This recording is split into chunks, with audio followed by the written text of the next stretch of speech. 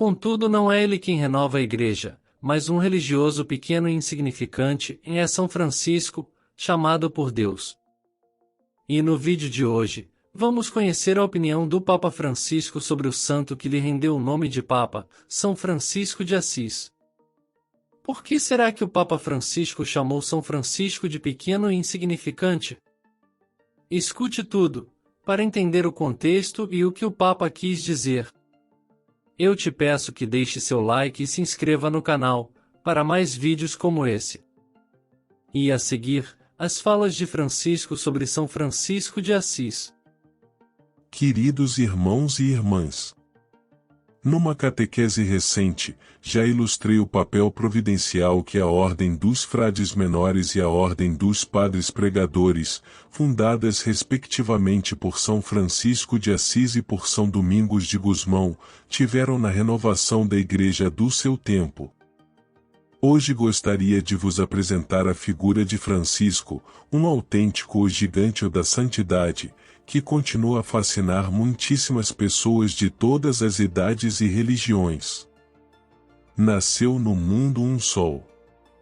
Com estas palavras, na Divina Comédia o sumo poeta italiano Dante Alighieri alude ao nascimento de Francisco, ocorrido entre o final de 1181 e o início de 1182, em Assis. Pertencente a uma família rica, o pai era comerciante de tecidos e Francisco transcorreu uma adolescência e uma juventude tranquilas, cultivando os ideais cavalheirescos da época. Com 20 anos participou numa campanha militar, e foi aprisionado. Adoeceu e foi libertado. Depois do regresso a Assis, começou nele um lento processo de conversão espiritual, que o levou a abandonar gradualmente o estilo de vida mundano, que tinha praticado até então. Remontam a esta época os célebres episódios do encontro com o leproso, ao qual Francisco, descendo do cavalo, deu o ósculo da paz, e da mensagem do crucifixo na pequena igreja de São Damião. 3 vezes Cristo na cruz se animou, e disse-lhe: Vai, Francisco, e repara a minha igreja em ruínas. Este simples acontecimento da palavra do Senhor ouvida na igreja de São Damião esconde um simbolismo profundo. Imediatamente São Francisco é chamado a reparar esta pequena igreja, mas o estado de ruínas deste edifício é símbolo da situação dramática e preocupante da própria igreja naquele tempo, com uma fé superficial que não forma e não transforma a vida, com um clero pouco zeloso, com o refrear-se do amor. Uma destruição interior da igreja que implica também uma decomposição da unidade, com o nascimento de movimentos heréticos. Contudo, no centro desta igreja em ruínas está o crucifixo e fala.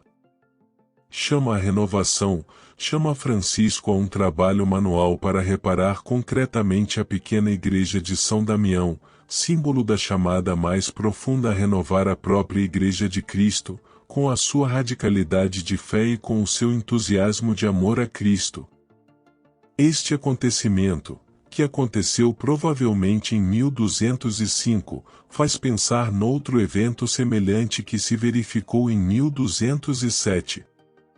O sonho do Papa Inocêncio III. Ele vê em sonhos que a Basílica de São João de Latrão, a igreja-mãe de todas as igrejas, está a desabar e um religioso pequeno e insignificante ampara com os seus ombros a igreja para que não caia. É interessante notar, por um lado, que não é o Papa quem dá ajuda para que a igreja não desabe, mas um religioso pequeno e insignificante, que o Papa reconhece em Francisco que o visita. Inocêncio III era um Papa poderoso, de grande cultura teológica, assim como de grande poder político, contudo não é ele quem renova a Igreja, mas um religioso pequeno e insignificante. É São Francisco, chamado por Deus. Por outro lado, é importante observar que São Francisco não renova a Igreja sem ou contra o Papa, mas em comunhão com ele. As duas realidades caminham juntas. O sucessor de Pedro, os bispos, a igreja fundada na sucessão dos apóstolos e o carisma novo que o Espírito Santo cria neste momento para renovar a igreja. Ao mesmo tempo, cresce a verdadeira renovação. Voltemos à vida de São Francisco. Dado que o pai Bernardone lhe reprovava demasiada generosidade para com os pobres, Francisco, diante do bispo de Assis, com um gesto simbólico despojou-se das suas roupas, com a intenção de renunciar assim à herança paterna. Como no momento da criação, Francisco nada possui, mas só a vida que Deus lhe doou, em cujas mãos ele se entrega. Depois, viveu como um eremita, até quando, em 1208, teve lugar outro acontecimento fundamental no itinerário da sua conversão. Ouvindo um trecho do Evangelho de Mateus, e o sermão de Jesus aos apóstolos enviados em missão, e Francisco sentiu-se chamado a viver na pobreza e a dedicar-se à pregação. Outros companheiros se uniram a ele, e em 1209 veio a Roma, para submeter ao Papa Inocêncio III o projeto de uma nova forma de vida cristã. Recebeu um acolhimento paterno daquele grande pontífice que, iluminado pelo Senhor, intuiu a origem divina do movimento suscitado por Francisco. O pobrezinho de Assis tinha compreendido que cada carisma doado pelo Espírito Santo deve ser colocado ao serviço do corpo de Cristo, que é a Igreja. Portanto, agiu sempre em plena comunhão com a autoridade eclesiástica. Na vida dos santos não há contraste entre carisma profético e carisma de governo e, se surge alguma tensão, eles sabem esperar com paciência os tempos do Espírito Santo. Na realidade, alguns historiadores no século XIX e também no século passado procuraram criar por detrás do Francisco da tradição, um chamado Francisco histórico, assim como se procura criar por detrás do Jesus dos Evangelhos, um chamado Jesus histórico. Este Francisco histórico não teria sido um homem de igreja, mas um homem relacionado imediatamente só com Cristo, um homem que queria criar uma renovação do povo de Deus, sem formas canônicas nem hierarquia. A verdade é que São Francisco teve realmente uma relação muito imediata com Jesus e com a Palavra de Deus, que queria seguir sine glossa, tal qual é, em toda a sua radicalidade e verdade. É também verdade que inicialmente ele não tinha a intenção de criar uma ordem com as formas canônicas necessárias, mas, simplesmente, com a Palavra de Deus e com a presença do Senhor, ele desejava renovar o povo de Deus, convocá-lo de novo para a escuta da Palavra e para a obediência verbal com Cristo. Além disso, sabia que Cristo nunca é o meu, mas é sempre o nosso, que não posso tê-lo eu e reconstruir o eu contra a Igreja, a sua vontade e o seu ensinamento, mas só na comunhão da Igreja construída sobre a sucessão dos apóstolos é que se renova também a obediência à Palavra de Deus. É também verdade que não tinha a intenção de criar uma nova ordem, mas apenas de renovar o povo de Deus para o Senhor que vem. Mas compreendeu com sofrimento e dor que tudo deve ter a sua ordem, que também o direito da Igreja é necessário para dar forma à renovação e assim inseriu-se realmente de modo total, com o coração, na comunhão da Igreja, com o Papa e com os bispos.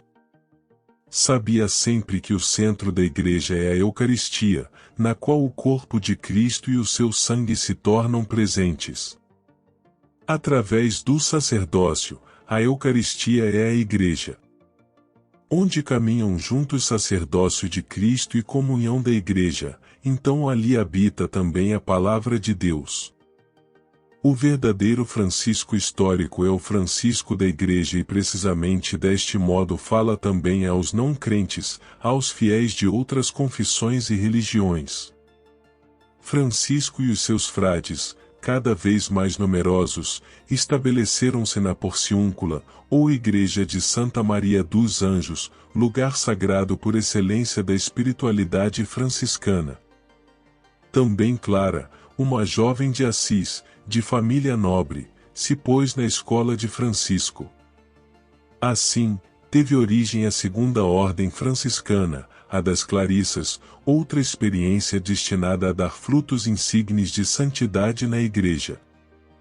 Também o sucessor de Inocêncio III, Papa Honório III, com a sua bula Cundi Lecti de 1218 apoiou o singular desenvolvimento dos primeiros frades menores, que iam abrindo as suas missões em diversos países da Europa, e até em Marrocos. Em 1219 Francisco obteve a autorização para ir falar, no Egito, com o sultão muçulmano Meleque el-Camel, para pregar também ali o Evangelho de Jesus. Desejo ressaltar este episódio da vida de São Francisco, que tem uma grande atualidade. Numa época na qual se estava a verificar um confronto entre o cristianismo e o islão, Francisco, intencionalmente armado só com a sua fé e com a sua mansidão pessoal, percorreu com eficácia o caminho do diálogo. As crônicas falam-nos de um acolhimento benévolo e cordial recebido do sultão muçulmano. É um modelo no qual também hoje se deveriam inspirar as relações entre cristãos e muçulmanos, promover um diálogo na verdade, no respeito recíproco e na compreensão mútua. Parece depois que em 1220 Francisco visitou a Terra Santa, lançando assim uma semente, que teria dado muito fruto, de facto, os seus filhos espirituais fizeram dos lugares nos quais Jesus viveu um âmbito privilegiado da sua missão. Com gratidão penso hoje nos grandes méritos da custódia franciscana da Terra Santa. Tendo regressado à Itália, Francisco entregou o governo da ordem ao seu vigário, Frei Pedro Catani, enquanto o Papa confiou a proteção do cardeal Ugolino, futuro sumo pontífice Gregório IX, à ordem, que contava cada vez mais adeptos. Por seu lado o fundador, totalmente dedicado à pregação que desempenhava com grande sucesso, redigiu uma regra, depois aprovada pelo Papa. Em 1224, na ermida de Laverna, Francisco viu crucificado na forma de um serafim e do encontro com o serafim crucificado, recebeu os estigmas, ele torna-se assim um com Cristo crucificado. Um dom que expressa a sua íntima identificação com o Senhor. A morte de Francisco e o seu transitus aconteceu na noite de 3 de outubro de 1226, na Porciúncula. Depois de ter abençoado os seus filhos espirituais, ele faleceu, estendido no chão nu. 2 anos mais tarde, foi construída em sua honra uma grande basílica em Assis, que ainda hoje é meta de muitíssimos peregrinos, que podem venerar o túmulo do santo e gozar da visão dos afrescos de Giotto, pintor que ilustrou de modo magnífico a vida de Francisco. Foi dito que Francisco representa um alter Christus, que era verdadeiramente um ícone vivo de Cristo. Ele foi chamado também o irmão de Jesus. De facto, era este o seu ideal, ser como Jesus, contemplar o Cristo do Evangelho, amá-lo intensamente, imitar as suas virtudes. Em particular, ele quis dar um valor fundamental à pobreza interior e exterior, ensinando-a também aos filhos espirituais. A primeira bem-aventurança do Sermão da Montanha, e bem-aventurados os pobres de espírito, porque deles é o reino dos céus, encontrou uma luminosa realização na vida e nas palavras de São Francisco. Deveras, queridos amigos, os santos são os melhores intérpretes da Bíblia. Eles, encarnando na sua vida a palavra de Deus, tornam-na atraente como nunca, de modo que fala realmente conosco. O testemunho de Francisco, que amou a pobreza para seguir Cristo com dedicação e liberdade totais, continua a ser também para nós um convite a cultivar a pobreza interior para crescer na confiança em Deus, unindo também um estilo de vida sóbrio e um desapego dos bens materiais. Em Francisco o amor a Cristo expressou-se de modo especial na adoração do Santíssimo Sacramento da Eucaristia. Nas fontes franciscanas leem-se expressões comovedoras, como esta: toda a humanidade tema, o universo inteiro trema e o céu exulte, quando no altar, na mão do sacerdote, está Cristo, o Filho do Deus vivo. Ó favor maravilhoso! Ó sublimidade humilde, que o Senhor do Universo, Deus e Filho de Deus, a tal ponto se humilhe que se esconda para nossa salvação, sob uma modesta forma de pão. Neste ano sacerdotal, apraz-me recordar também uma recomendação dirigida por Francisco aos sacerdotes. Quando quiserem celebrar a missa, puros de modo puro, façam com reverência o verdadeiro sacrifício do Santíssimo Corpo e Sangue de nosso Senhor Jesus Cristo. Francisco mostrava sempre uma grande deferência em relação aos sacerdotes, e recomendava que fossem sempre respeitados, também no caso de serem pessoalmente pouco dignos. Dava como motivação deste profundo respeito o facto de que eles receberam o dom de consagrar a Eucaristia. Queridos irmãos no sacerdócio, nunca esqueçamos este ensinamento. A santidade da Eucaristia pede que sejamos puros, que vivamos de modo coerente com o mistério que celebramos. Do amor a Cristo nasce o amor às pessoas e também a todas as criaturas de Deus. Eis outra característica da espiritualidade de Francisco: o sentido da fraternidade universal e o amor pela criação, que lhe inspirou o célebre Cântico das Criaturas. É uma mensagem muito atual. Como recordei na minha recente encíclica Caritas in Veritate, só é sustentável um desenvolvimento que respeite a criação e que não danifique o meio ambiente. Na mensagem para o Dia Mundial da Paz deste ano ressaltei que também a construção de uma paz sólida está relacionada com o respeito da criação. Francisco recorda-nos que na criação se manifesta a sabedoria e a benevolência do Criador. A natureza é entendida por ele precisamente como uma linguagem na qual Deus fala conosco, na qual a realidade se torna transparente e nós podemos falar de e com Deus. Queridos amigos, Francisco foi um grande santo e um homem jubiloso. A sua simplicidade, a sua humildade, a sua fé, o seu amor a Cristo, a sua bondade para cada homem e mulher fizeram-no feliz em todas as situações. De fato, entre a santidade e a alegria subsiste uma relação íntima e indissolúvel. Um escritor francês disse que no mundo só existe uma tristeza: a de não ser santo, isto é, de não estar próximo de Deus.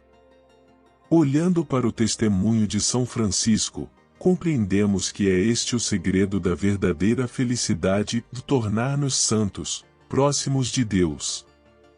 Que a Virgem, ternamente amada por Francisco, nos obtenha este domingo.